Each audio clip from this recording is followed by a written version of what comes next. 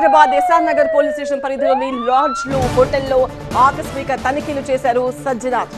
Hotels లో బస చేస్తున్న వారి ఆధార్ కార్డులు, ఇతర గుర్తింపు పత్రాలు, గెస్ట్ రిజిస్టర్లు చెక్ చేశారు. ఇక ఇన్ రికార్డులు, సీసీటీవీ కెమెరాల పనితీరు, భద్రతా ఏర్పాట్లు, అవసరమైన అనుమతి పత్రాలను పరిశీలించారు. హోటల్ యాజమాన్యాలు గెస్ట్ల పూర్తి వివరాలను తప్పనిసరిగా నమోదు చేయాలని ఆదేశించారు.